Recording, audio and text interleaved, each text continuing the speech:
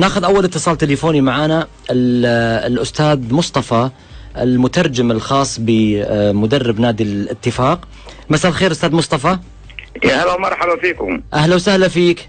على المذيعين وكل جميعا. كيف الحال؟ أهلا وسهلا فيك. شو ما كنت تعرف أن الكاميرا شغالة؟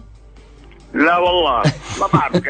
قالوا لا اسلفوا بعد 20 دقيقة أو أكثر ما في إرسال. طيب. وقاعدين عم نتكلم مع بعض يعني. أوكي. ما كل شيء يعني ما فيها شيء. ممتاز. أخ مصطفى، أنت إيش تعليقك على الكلام اللي صدر منك تجاه رئيس نادي الشباب؟ أنا لذلك حبيت أتصل فيكم وأتكلم معكم على الموضوع. ونتشرف فيك، الله يسلمك.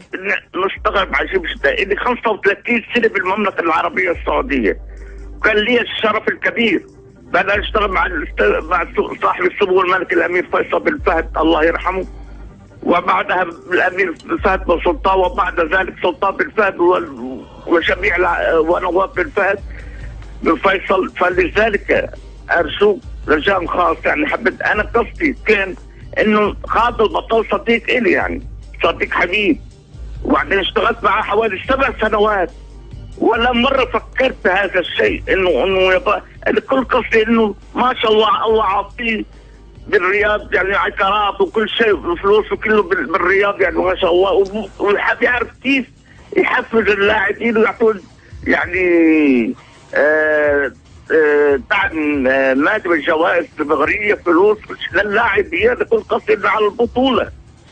اي بس البطولة بأي طريقة كانت مش البطولة لا يعني لا طريقة هذا الحماية وكل شيء هذا قصدي. بس أبو أحد 35 سنة من حياتي صحيح على أحد. طيب أبو زين، أستاذ مصطفى زين، أنت مترجم نعم. واسم معروف في الملاعب السعودية. شكرا. طيب كثير من الناس فسر كلامك بأنه أنت لما قلت هذا البلطان عفريت وبشيل.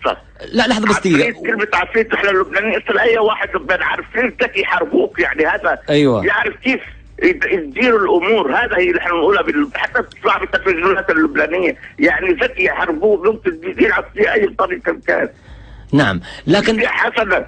اوكي حتى لما قلت انه عنده فلوس ويشيل الدنيا كلها، الناس فسرت بانه مصطفى زين وكأنه يتهم رئيس نادي الشباب انه هذا الرجل شاري الدنيا بفلوسه، يعني يمشي فريقه بالفلوس. حاشا وكله، اقسم بالله ولا مره مرت على راسي هالكلام هذا. يعني انت معقول انا بالخبره اللي عندي فيها اتكلم مع الصحفي بهذه الطريقه؟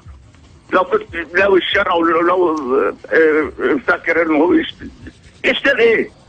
هو اعلى بكثير من هذا. نعم لكنك انت على المستوى الشخصي لم تقصد الاساءة ابدا ولا مره فكرت باحد اذا يحتفظون الشيء. طيب انا قبل ما اختم معك واشكرك انك تداخلت معنا ووضحت هذا الامر. شكرا.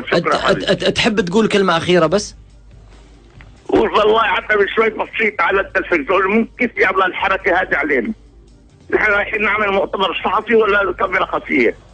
اي بس كمان كل انسان محاسب على كلامه يا ابو زين. اي والله الحمد لله كل انسان محاسب على كلامه. كمان يعني القناة الناقلة حتى واذا كانت موجهة عليكم الكاميرات ما قالت لكم قولوا مثلا هذا الرجل كذا ولا هذا في كذا. ولا انا بامكاني انه اتكلم هالشيء هذا. اطلب الرجاء والسماح يعني من الاستاذ خالد البلطان وكذلك من جميع الموجودين عندكم يعني رجاء ما ياخذوا الفكره هذا عني. اسالوا عن اي لاعب يسال عنده احفاد واولاد انه من هو مصطفى زين. طيب ما بحياتي تدخلت بهالشيء وبحياتي حتى اعطي مؤتمر صحفي. انتم هذول الاشخاص اللي يحب يعني يستفسروا الكلام حاشا وكلا. ممتاز. احترم الجميع واحب الجميع واريد الخير للجميع. طيب اشكرك استاذ مصطفى زين مترجم نادي لقد فتحت لي المجال على هذا. بالعكس اهلا وسهلا فيك. شكرا حبيبي. يبقى عاد صاحب الشأن هو رئيس نادي الشباب يعني المعني بهذا الامر والمعني بهذا الكلام. هذا تفسيرك انت على مستوى الشخصي، ويبقى يعني رئيس النادي هو صاحب الحق فيه. وهذا